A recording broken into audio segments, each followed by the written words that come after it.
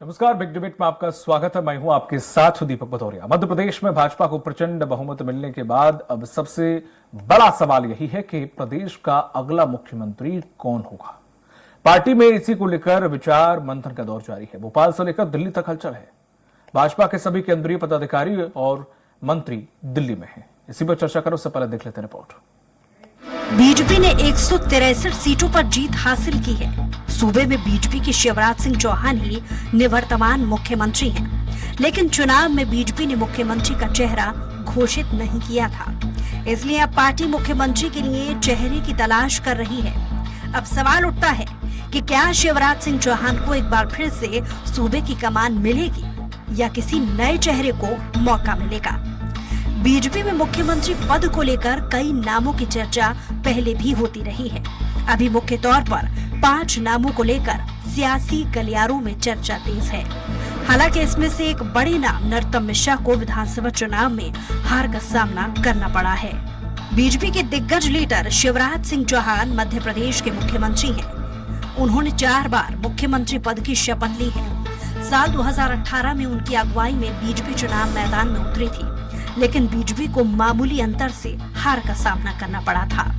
हालांकि 15 महीनों बाद ही कांग्रेस में बगावत हो गई और बीजेपी फिर से सत्ता में आ गई थी। इस बार चुनाव में बीजेपी ने शिवराज सिंह चौहान को सीएम चेहरा नहीं बनाया था, लेकिन बीजेपी की इस प्रचंड जीत में उनकी योजनाओं की अहम भूमिका मानी जा रहा है। ऐसे में सवाल ये है कि क्या शिवराज सिंह चौहान को एक बार फिर से मुख्यमंत्री पद मिलेगा या किसी नए चेहरे को मौका मिलेगा। केंद्रीय कृषि एवं किसान कल्याण मंत्री नरेंद्र सिंह तोमर को मुख्यमंत्री पद के लिए सबसे बड़ा दावेदार माना जा रहा है। तोमर को मुरैना की तिमली सीट से जीत मिली है। मुन्ना भैया के नाम से इलाके में चर्चित तोमर ग्वालियर सीट से 2 बार विधायक रह चुके हैं।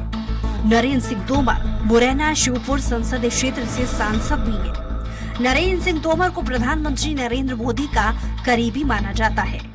बीजेपी के कद्दावर नेता और राष्ट्रीय महासचिव कैलाश विजयवर्गीय को अमित शाह का करीबी माना जाता है। पहले भी उनका नाम सीएम पद को लेकर उछलता रहा है। हालांकि वो सीएम की रेस में होने से इनकार करते रहे हैं। विजयवर्गीय ने इंदौर 1 सीट से जीत हासिल की है। उन्होंने कांग्रेस उम्मीदवार को 57,000 से ज्यादा वोटों से हराया है। विजयवर्गीय साल 1990 से लगातार 6 बार विधायक रहे हैं। मध्य प्रदेश में मुख्यमंत्री की रेस में प्रहलाद पटेल का नाम भी शामिल है। पटेल केंद्र सरकार में पर्यटन राज्य मंत्री हैं। वो नरसिंहपुर से विधानसभा चुनाव में जीत हासिल की है।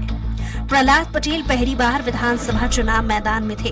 पटेल पहली बार साल 1989 में सिवनी से सांसद बने। साल 2003 में वाजपेयी सरकार में कोयला राज्य मंत्री रहे। फिलहाल प्रहलाद पटेल दमोह से सांसद है। प्रहलाद पटेल लोधी समुदाय से आते हैं। इस समुदाय में उनकी मजबूत पकड़ मानी जाती है। मध्य प्रदेश में विधानसभा चुनाव में पूर्ण बहुमत हासिल कर प्रचंड जीत दर्ज की है। इसके बाद पार्टी के दिग्गजों ने दिल्ली में डेरा डाल लिया है। इसी कड़ी में दिल्ली पहुंचे एमपी बीजेपी प्रदेश अध्यक्ष वी डी शर्मा ने केंद्रीय गृह मंत्री अमित शाह से मुलाकात करने पहुंचे। केंद्रीय गृह मंत्री अमित शाह से मिलने पहुंचे बीजेपी प्रदेश अध्यक्ष वी डी शर्मा ने अमित शाह का अभिनंदन किया। साथ ही फूल देकर मध्य प्रदेश में जीत के लिए शाह का आभार व्यक्त किया। बहरहाल सीएम की रेस को लेकर कई फेस सामने आ चुके हैं। वहीं सीएम शिवराज सिंह चौहान खुद को इस रेस से बाहर बता चुके हैं। ऐसे में देखने वाली बात ये होगी कि आला कमान क्या इन्हीं फेस में से किसी को मौका देता है या फिर सीएम का फेस कोई चौंकाने वाला सामने आता है। सलमान खान, स्वराज एक्सप्रेस। और इसी मुद्दे पर चर्चा करने के लिए हमारे साथ खास पैनल जुड़ा हुआ है। बीजेपी प्रवक्ता हैं राजपाल सिंह सिसोदिया। राजपाल जी, आपका बहुत बहुत स्वागत है। कांग्रेस प्रवक्ता हैं अमित शर्मा जी, आपका बहुत बहुत स्वागत है। और हमारे साथ हैं राजनीतिक विश्लेषक दिनेश निगम। दिनेश सर, आपका बहुत बहुत स्वागत है। जिस तरह से देखा जाए राजपाल सिंह जी, 2 खेमे बट गए हैं बीजेपी के अंदर, जिसमें से एक है कि मोदी के मन में एमपी या फिर मोदी की गारंटी, दूसरा है लाडली बहना। अब इस पे थोड़ी सी खींचतान चल रही है। जो ये कह रहे हैं, चाहे वो प्रहलाद सिंह पटेल हो या विजयवर्गीय जी हो, वो ये कह रहे हैं कि ये लाडली बहना का कमाल नहीं, मोदी जी का कमाल है। अगर होता तो फिर तो तीनों जगह होता है। अब यहाँ पर लाडली तीनों जगह कमाल हुआ है तो जाहिर सी बात है मोदी की गारंटी पर ही लोगों ने यकीन किया है। अब जाहिर सी बात है वो ये नाम लेना नहीं चाहते, उसका रीजन ये है कि अगर वो ये ले लेंगे तो वो कहीं ना कहीं उन्हें प्रमोट कर देंगे शिवराज सिंह चौहान को, लेकिन वो कहीं ना कहीं अंदर भी लालसा है या अंदर भी अपने उथल पुथल चल रही है सीएम बनने की। तो इसके पीछे क्या है, क्या लॉजिक है कि दो वो जो खेमे हैं, कौन सा खेमा क्या कहना चाह रहा है? देखिए, सफलता का जो गुलदस्ता है उसके अंदर सभी रंग के फूल है, जब भी वो गुलदस्ता बनता है। मैं आपको बताना चाहता हूँ, बहुत साफ स्पष्ट कहना चाहता हूँ कि हमारा जो संकल्प पत्र था उसके ऊपर लिखा था मोदी की गारंटी, भाजपा का भरोसा और राज्य सरकार की जन कल्याणकारी योजनाएं और विकास के कार्य। हम एक तरफ राज्य सरकार और केंद्र सरकार की जो गरीब कल्याण के काम थे, हितग्राही मूलक योजनाएं थे जिससे आम नागरिकों का जीवन स्तर ऊंचा उठ सके, उसमें एक लाडली बहना भी योजना है। इसी तमाम योजनाओं के साथ में मध्य प्रदेश के विकास के एक मॉडल को हमने जनता के बीच में ले जाकर प्रस्तुत करने का काम किया। जब मोदी जी मध्य प्रदेश की धरती पर आए तो उन्होंने शिवराज सिंह चौहान जी की सरकार अर्थात मध्य प्रदेश की भारतीय जनता पार्टी की सरकार, उस सरकार के द्वारा की जा रही योजनाओं की भूरी भूरी प्रशंसा करने का काम किया और वहीं यह विश्वास दिलाने में वो सफल हुए जनता के बीच में कि केंद्र सरकार की भी जो योजनाएं हैं उनका क्रियान्वयन भी, हितग्राही मूलक योजनाओं का क्रियान्वयन मध्य प्रदेश सरकार बेहतर तरीके से कर रही है। अर्थात डबल इंजन की सरकार जो मध्य प्रदेश में मुख्यमंत्री शिवराज सिंह चौहान जी के नेतृत्व में केंद्र की सरकार के बेहतर तालमेल के साथ में काम करने का हमने एक मॉडल पेश किया और उस मॉडल के ऊपर मध्य प्रदेश में बम्पर जीत मिलने का काम हुआ। अब बात अभी आपने कही थी कि भाई लाडली बहना योजना छत्तीसगढ़, और तो छत्तीसगढ़ में भी हमारे संकल्प पत्र में आप देखेंगे तो बेहतरी योजना को हमने वहाँ पे एक वचन देने का काम किया है, एक संकल्प लेने का काम किया है। उसके साथ साथ में राजस्थान में भी हमने, जब हम सरकार में आएंगे तो बहुत सारी महिलाओं के कल्याण की योजनाओं को हमने वहां करने का काम किया, परंतु अप्रत्याशित तरीके से बम्पर जो वो सीट मिलने का काम हुआ है। देखिए, आप अगर देखेंगे छत्तीसगढ़ में तो हमारा बहुमत मिला है, बहुत कंफर्टेबल बहुमत मिला है। राजस्थान की बात करेंगे तो बहुत कंफर्टेबल बहुमत मिला, और मध्य प्रदेश की जब बात करते हैं तो कंफर्टेबल से ऊपर होकर सुपर कंफर्टेबल मेजोरिटी यहाँ मिलने का काम हुआ है। तो निश्चित तौर पर हम यह नकार नहीं सकते लाडली बहना पर। एक बहना और है जिसको हम याद करेंगे आज के अवसर पर, उनको भी हम नहीं नकार सकते, और राहुल भैया और राहुल भैया की लाडली बहना, उन दोनों ने भी हमारे वोट बढ़ाने में काम किया। वो जहाँ जहाँ पधारे, जहाँ जहाँ उनके पांव पड़े, वो जिले के जिले साफ हो गए। नहीं, ये दोनों स्टेटमेंट तो फिर आप नरेंद्र सिंह तोमर और ज्योतिरादित्य सिंधिया वाला दे रहे हैं, इस तरह से नहीं। एक्चुअली में क्या है, वाकई ऐसा है कि नहीं है? क्योंकि अब सीएम चेहरा तब एक नहीं, अब अनेकों हो गए हैं। एक्चुअल जो है ना वो आपको संगठन बताएगा, अर्थात माननीय नड्डा जी घोषणा करेंगे जब अपने को मालूम पड़ेगा आपको वास्तविक क्या है। परंतु मध्य प्रदेश के मुख्यमंत्री जी कर्मवीर योद्धा है। उन्होंने अपने कार्य कौशल से और अपनी जनता के बीच में विनम्र भाव से की हुई सेवा से ये साबित कर दिया है कि मध्य प्रदेश में भारतीय जनता पार्टी का एक एक कार्यकर्ता शिवराज सिंह चौहान हो सकता है। बूथ के ऊपर शिवराज सिंह चौहान बन के हमारे बूथ के कार्यकर्ताओं ने काम किया है। अब हम 2024 में बूथ के ऊपर मोदी बनकर काम करेंगे, एक एक बूथ के ऊपर मोदी के रूप में हमारा कार्यकर्ता काम करेगा, और 2024 में भी हम 29 की 29 सीट जीत के भेजने। ठीक है राज्यपाल जी, मैं आपके पास आऊंगा। अमित शर्मा जी, जिस तरह से जो लगातार बातें चल रही हैं, विजय वर्गीय जी इस पे बिफर भी गए थे, कह रहे ऐसे कैसे लाडली बहना मोदी जी का कमाल है। और वो इससे पहले जब शुरुआती दौर में जब वो विधायक के टिकट गने तो उन्होंने कहा था मैं विधायक बनने नहीं आया हूं, मैं कुछ और बनने आया हूं, बड़ी जिम्मेदारी मुझे मिलेगी। जब उन्हें टिकट दिया गया था, स्टेटमेंट में दिया था। हालांकि आपसे उसमें क्या पूछो, आप तो वैसे उभर नहीं पाए होंगे, फिर भी कोई टिप्पणी अगर करना चाहें तो। देखिए दीपक जी, चूंकि मेरा मध्य प्रदेश है और जनता के जनमत का सम्मान हमेशा सब राजनीतिक दलों को करना चाहिए, और अभी जो मैंडेट कांग्रेस को मिला है, जो जनता का जनमत संग्रह है, उसको मैं प्रणाम करता हूँ, स्वीकार करता हूँ। और विनम्रता से आज जब चुनाव के बाद होते हैं तो सरकार कांग्रेस या भारतीय जनता पार्टी की नहीं होती, मुख्यमंत्री भारतीय जनता पार्टी दल का नहीं होता, वो हमारा मुख्यमंत्री होता है प्रदेश की जन कल्याण योजनाओं को लाने का। और हर व्यक्ति जब वो शपथ लेता है तो वो कहता है कि मैं सब जाति धर्म से, राजनीतिक सहिष्णुता से ऊपर उठ के मैं मध्य प्रदेश की प्रगति और गति के लिए काम करूंगा। तो मेरा मध्य प्रदेश का कौन मुख्यमंत्री बनने वाला है, इस बात की हर एक मध्य प्रदेश की 8.5 करोड़ लोगों को चिंता होती है। निश्चित ही अभी मेरे भारतीय जनता पार्टी के प्रवक्ता कह रहे थे कि ये गुलदस्ता है, लेकिन मैं याद दिलाना चाहता हूं कि हो सकता है कि 2023 में ये गुलदस्ता ले आए हों, लेकिन 2013 में शिवराज ही एक फूल था, 2018 में भी जो मुरझाया था वो भी शिवराज ही एक फूल था, फिर जब सरकार गिरी तो दोबारा फूल शिवराज का ही था, और इस बार भी क्यों भारतीय जनता पार्टी ने उस चेहरे को पीछे करा और गुलदस्ते में कई फूल लगा दिए। जो लालायित है मुख्यमंत्री बनने के लिए, निश्चित तौर पे उनके संगठन का, चूंकि उन्हें जनादेश मिला, ये उनका इंटरनल मामला है, लेकिन मैंने कहा ना कि इन सारी चीजों को जो आज भी पुराने मुख्यमंत्री शिवराज सिंह चौहान जी हैं, अब आगे कौन बनता है, पुनः वही बनते हैं कि और दूल्हे कोई कौन सा दूल्हा बनता है इनमें से 5-6 में से, लेकिन 19,000 घोषणाएं जो मध्य प्रदेश में शिवराज सिंह चौहान जी ने करी हैं, और जो तमाम वचन, जो बातें जनता को देने के लिए शिवराज सिंह चौहान जी ने करी हैं, तो पेंडिंग योजनाओं को अगर पूरा नहीं करना होगा तो हो सकता है कि इनको दरकिनार, जैसे चुनाव में इनके फोटो को पीछे कर दिया, तो इसीलिए कोई दूसरा व्यक्ति लेके आ जाए और एंटी इनकम्बेंसी जो इनके आपस की बातें हैं उसको खत्म करने के लिए मध्य प्रदेश में एक नई तस्वीर को लाने का प्रयास करें। लेकिन मेरा बस इतना ये कहना है कि जो भी मध्य प्रदेश में जो भी मुख्यमंत्री आए या सरकार हमारी बने, वो मध्य प्रदेश के नौजवानों की, आज बढ़ते महिला के अत्याचारों की और तमाम और जो योजनाएं चल रही हैं उनका विस्तृत रूप हो और मध्य प्रदेश के आम नागरिक को उसका लाभ मिल सके। ठीक है निगम साहब, जिस तरह से एज अ मुख्यमंत्री का चेहरा, बेसिकली मध्य प्रदेश की हम बात करें तो जनता के दिमाग में शिवराज सिंह का चेहरा ही आता है। एक छवि बैठा दी उन्होंने, एक मामा बना के। लास्ट में उन्होंने जितनी मेहनत की वो वाकई 177 के करीब उन्होंने सभाएं की हैं, जो सबसे ज्यादा है। हाँ 167 के करीब।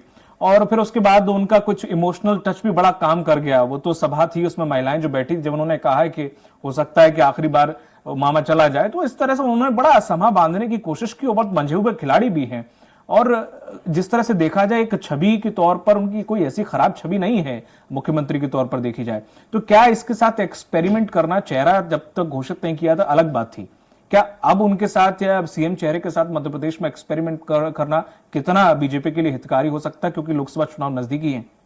देखिए क्या है कि भारतीय जनता पार्टी ने जहां जहां आप हरियाणा ले लीजिए, असम ले लीजिए, उत्तरांचल ले लीजिए, आप देखिए कि जो भी नाम सामने आते थे उनमें से हट करके ही उन्होंने तीसरी तस्वीर के रूप में सीएम वो किया था। लेकिन मध्य प्रदेश में उन्होंने इस तरह का ना तो 2008 में किया, ना 2003 में 5 में किया, ना उसमें 8 में, ना 13 में, ना 18 में।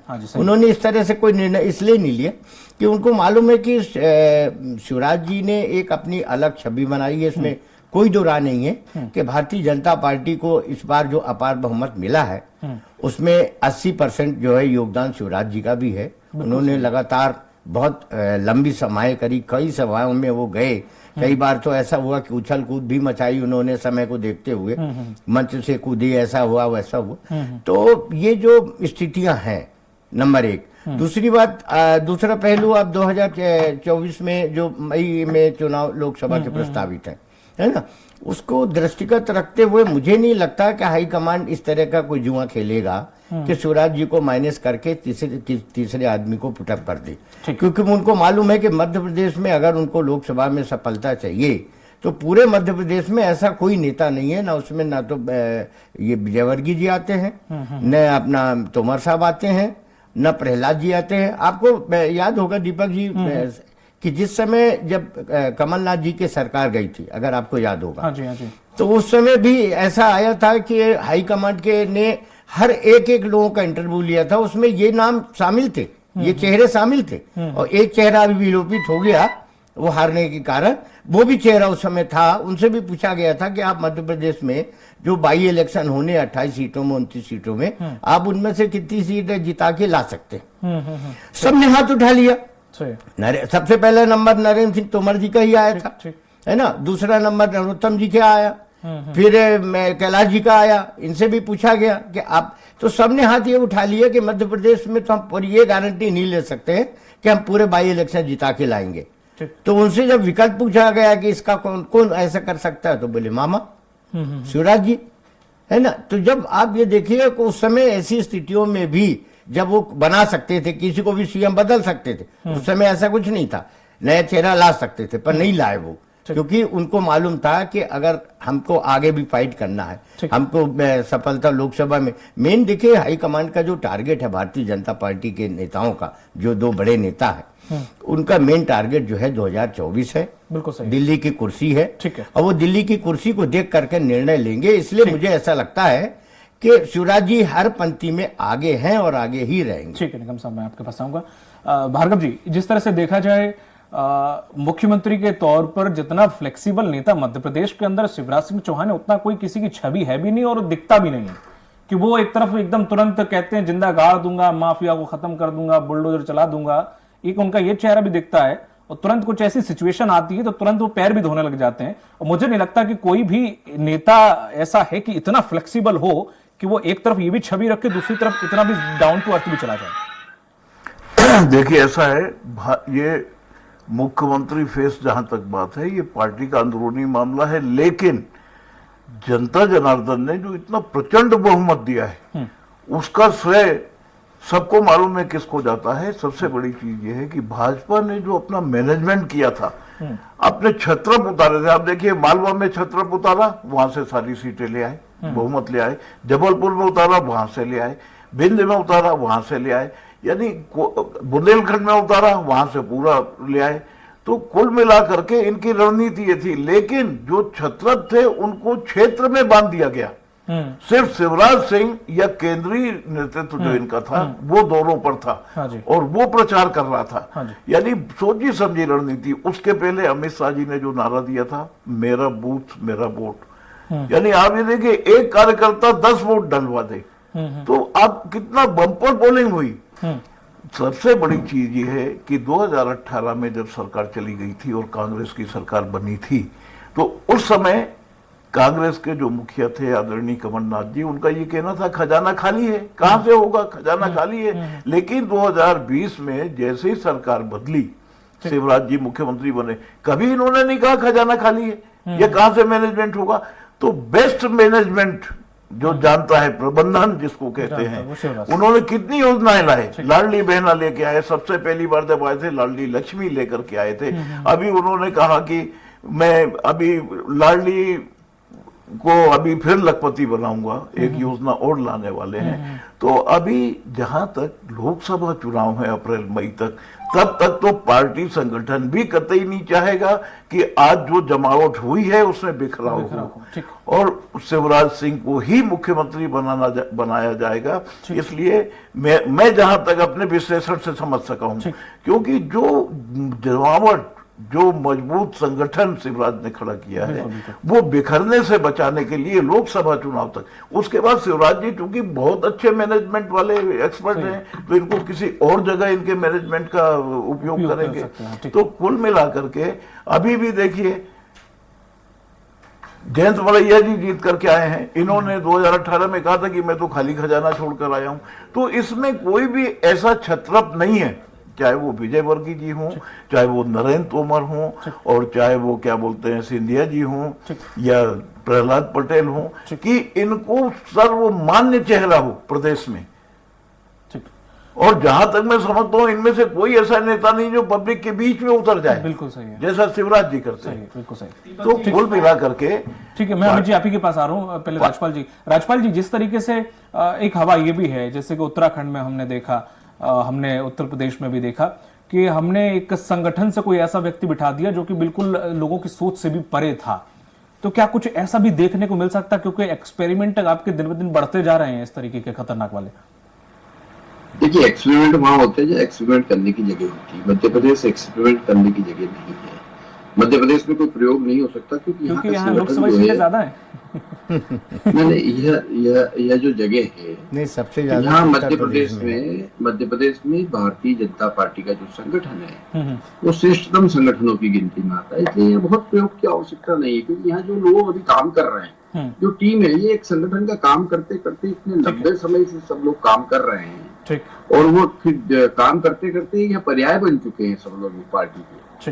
ऐसा बहुत ज्यादा प्रयोग करने की यहाँ आवश्यकता इसलिए भी नहीं मैं समझता हूँ कि माननीय मुख्यमंत्री जी ने भी जिस प्रकार से मध्य प्रदेश के अंदर जो सरकार चलाने का काम किया, उन्होंने सरकार नहीं चलाया, वो खुद कहते हैं कि ये सरकार नहीं, मैंने परिवार चलाया। वो कहते मध्य प्रदेश मेरा मंदिर है, यहाँ की जनता मेरी भगवान और मेरी पुजारी।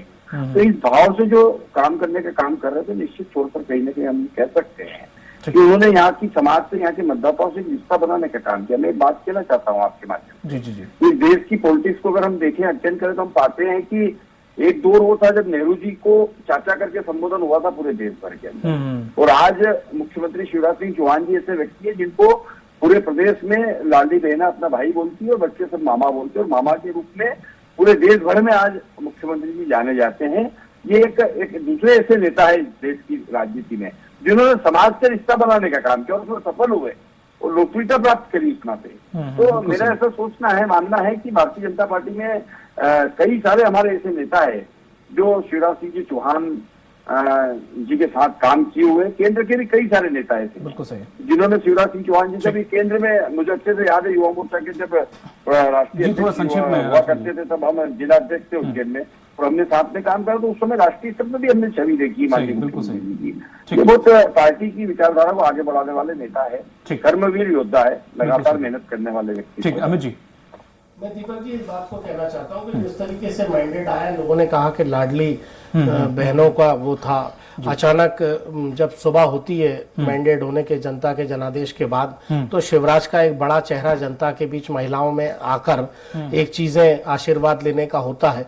लेकिन ये देखने में आया कि जब मैंडेट पूरे राज्यों का हुआ और प्रधानमंत्री जी जब भारतीय जनता पार्टी के दिल्ली के कार्यालय में आए, तो संचय इस बात पर पैदा हो गया कि प्रधानमंत्री जी ने कहा कि मध्य प्रदेश के मन में मोदी है, और शिवराज जी जीतने के बाद भारतीय जनता पार्टी कार्यालय से निकले तो ये उन्होंने कहा कि मैं अपनी बहनों को प्रणाम करता हूं, ये योजना लाडली बहना के कारण ये परिवर्तन हुआ है। लेकिन इस बात का, लाडली बहनों का जिक्र मध्य प्रधानमंत्री जी ने और ना नाम में किसी का नाम मध्य प्रदेश के नेताओं में नहीं लिया। तो मैं समझता हूं कि इससे उस दिन से संचय प्रधानमंत्री जी के बोलने से भारतीय जनता पार्टी में भी पैदा हो गया। भले ही सिसोदिया जी कह रहे हैं कि सर्वमान्य नेता हैं, चूंकि वर्तमान में वो मुख्यमंत्री हैं, तो अब इस निर्णय की आवश्यकता का संचय इसलिए पैदा हुआ कि प्रधानमंत्री ने इन पंक्तियों के किसी नेता का और खासकर शिवराज जी का नाम नहीं लिया उन्होंने, कि शिवराज जी की लाडली बहना के कारण या शिवराज जी के कारण मध्य प्रदेश में सरकार लौटी है। उस दिन से इसमें मैं समझता हूं कि मध्य प्रदेश का जो भी मुख्यमंत्री बने वो इस बात का ध्यान रखेगा कि मध्य प्रदेश की 8.5 करोड़ जनता का कैसे लाभ हो सके, जन कल्याण योजना का उनका लाभ उनको मिल सके, और मध्य प्रदेश एक स्वर्णिम और प्रगति पर उन्नति मध्य प्रदेश की ओर आगे बढ़ सके। ठीक है निगम साहब जी, जिस तरह लोकसभा चुनाव नजदीक है जी, आपके अकॉर्डिंग शिवराज सिंह चौहान को थोड़ा सा हम साइड में रख देते हैं, ठीक है जी, उनका नाम चूंकि लिया नहीं गया, कई बार मंचों से भी नहीं लिया गया, तो हम थोड़ा सा साइड में रख देते हैं उन्हें। अब कौन से ऐसे फेस हैं जो कि बीजेपी के लिए लोकसभा चुनाव को इजीली निकाल सकते हैं और मध्य प्रदेश की राजनीति को भी आगे विरासत के तौर पर बढ़ा सकते हैं? ऐसा कोई एक नाम थोड़ा संक्षेप में। देखिए क्या है कि ये जो 5-6 नाम आए उसमें एक नाम आपने शायद जोड़ा नहीं, उसमें बीडी शर्मा का भी नाम जोड़ के रखिए, वो भी इसके दावेदार में से वो भी है ना। अब चूंकि पार्टी के प्रदेश अध्यक्ष भी हैं वो, और उनके नेतृत्व में विधानसभा में अभूतपूर्व बहुमत मिला है उनको, तो अपन ये इस बात को नजरअंदाज नहीं कर सकते कि आने वाले लोकसभा चुनाव में वो कहीं उनका नेतृत्व कहीं फेल हो जाएगा, है ना, क्योंकि उन्होंने पूरे मध्य प्रदेश का अनुभव कर लिया। कार्यकर्ताओं में उनकी जो एक पकड़ उन्होंने बनाई, कार्यकर्ताओं में जिस तरह से उन्होंने अपना एक ऊर्जा पैदा करी, तो उससे अपन ये कह सकते हैं कि मध्य प्रदेश में बीडी शर्मा ने भी अपनी एक जगह बनाई है।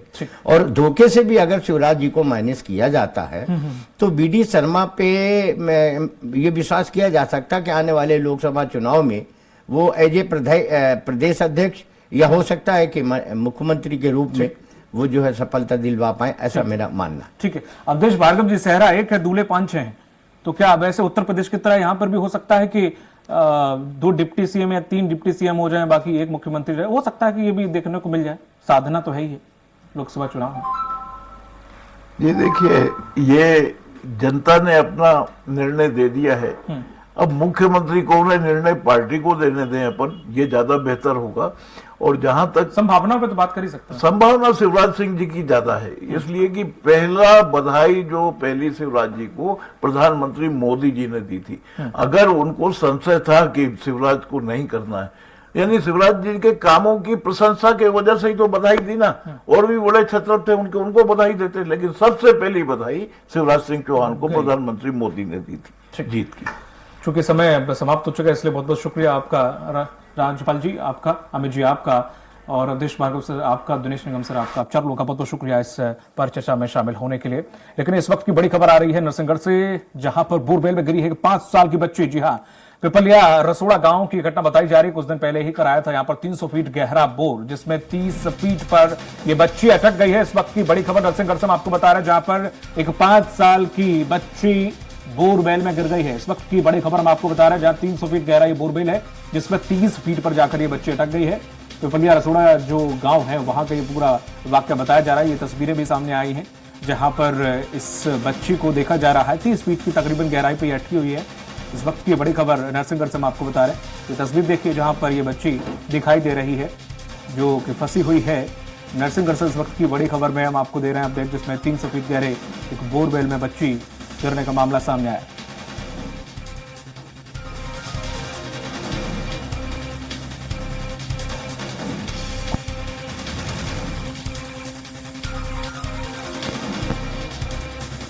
और ये पहला वाकया नहीं है मध्य प्रदेश में, लगातार ऐसे हर 2 या 3 महीने में इस तरह के वाकये देखने को मिल रहे हैं। प्रशासन सख्ती बरतता है कि कोई भी बोरवेल इस तरह से जो सूखा हो वो नहीं खुला छोड़ सकते हैं, लेकिन उसके बावजूद भी कोई भी यहाँ पर जमीनी स्तर पर इसका आदेश का पालन होता हुआ नहीं दिखाई दे रहा है। लगातार हर या दूसरे तीसरे महीने में कोई ना कोई ऐसा वाकया, एक ऐसा देखने को मिलती है, ऐसी घटना जहां पर बोरवेल में कोई बच्चा गिर जाता है। इससे पहले भी जो बच्चा गिरा था उसे बचाया नहीं जा सका था। अब यहां नरसिंहगढ़ से एक बड़ी खबर आ रही है, जहां पर 5 साल की बच्ची बोरवेल में गिरी है। 300 फीट गहरा बोरवेल है, जहां 30 फीट की गहराई में ये बच्ची फंस गई है।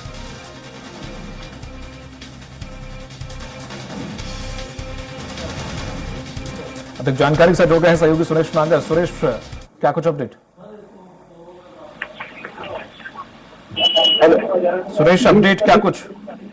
तो जो कलेक्टर ऐसे मौके के लिए निकल हुआ, जहाँ पर वो बच्ची बोरवेल में गिरी है, वहाँ से के लिए कलेक्टर ऐसे भी निकल चुके हैं। अभी वर्तमान में जीते हुए विधायक भी कुछ 5 मिनट में ही पहुंचने वाले हैं, और अभी रेस्क्यू टीम के लिए भी सभी जगह सूचित कर दिया गया, तो वो भी जल्दी से जल्दी टीम निकल रवानगी हो रही राजगढ़ से। ठीक है, नजर बनाए रखिए, पल पल के अपडेट आपसे लेते रहेंगे। शुक्रिया। इस पर चर्चा में फिलहाल इतना ही। नमस्कार।